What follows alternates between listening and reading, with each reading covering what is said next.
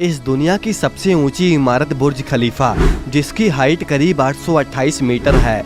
क्या आप जानते हैं कि जब इस बिल्डिंग को बनाया जा रहा था तो सीमेंट का जो मिश्रण है वो जमीन पर ही बनाया जा रहा था।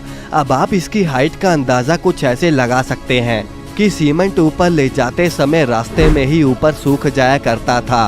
अब सीमेंट के मिश्रण को इतना जल्दी ऊपर ले जाना पॉसिबल नहीं था और इसीलिए उन्होंने दुनिया के 3 सबसे पावरफुल कंक्रीट पंप को मंगवाया, जिनकी कीमत भी करोड़ों में थी।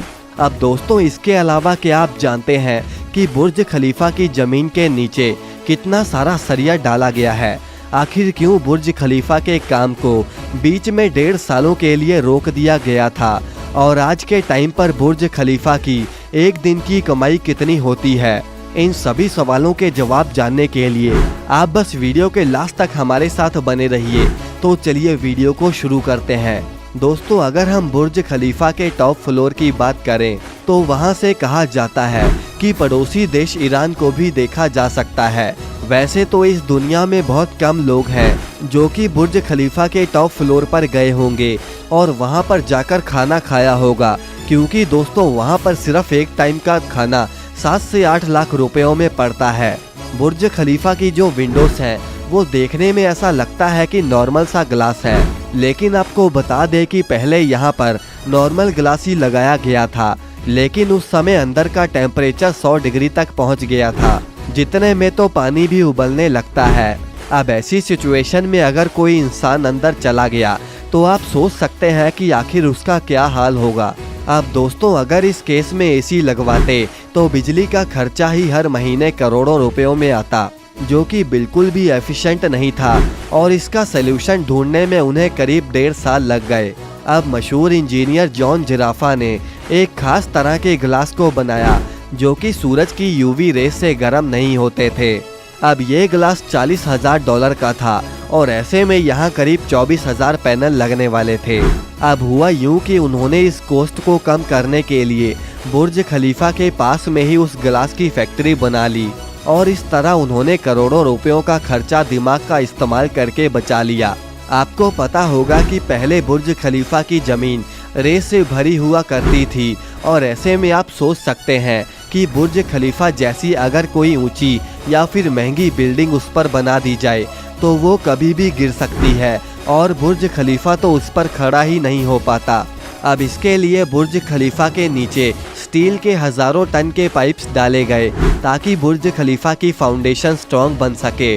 आपको बता दें कि बुर्ज खलीफा की कंस्ट्रक्शन में 3,20,000 क्यूबिक मीटर कंक्रीट और 55,000 टन स्टील का इस्तेमाल हुआ था।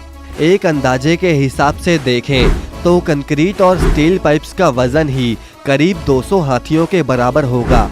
अब दोस्तों, अगर हम बात करें कि आखिर बुर्ज खलीफा एक दिन में कितना रुपया कमाता है, तो फिर अगर रिपोर्ट की माने तो बुर्ज खलीफा ने सन 2019 में करीब $1.5 बिलियन की कमाई करी थी, यानी कि करीब 12,000 करोड़ रुपए।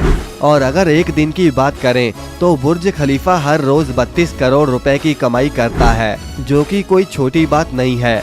इस बिल्डिंग को बनाने में ही करीब 6 साल का समय लग गया था और एक रिपोर्ट के हिसाब से इसे बनाने में $1.5 बिलियन का ही खर्चा आया था। अब इसका मतलब कि जितना खर्चा इसे बनाने में हुआ था उतना तो बुर्ज खलीफा एक साल में ही कमा लेता है।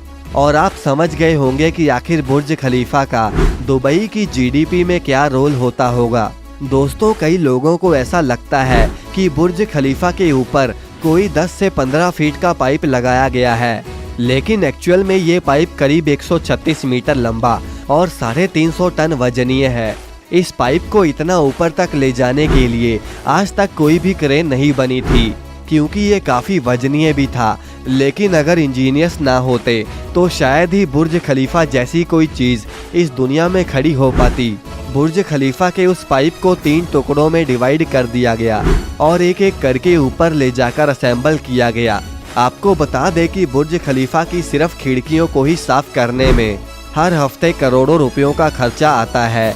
वैसे क्या आपने कभी रियल में बुर्ज खलीफा देखा है? कमेंट करके हमें जरूर बताएं और इस वीडियो को लाइक करके चैनल को सब्सक्राइब करना ना भूलें।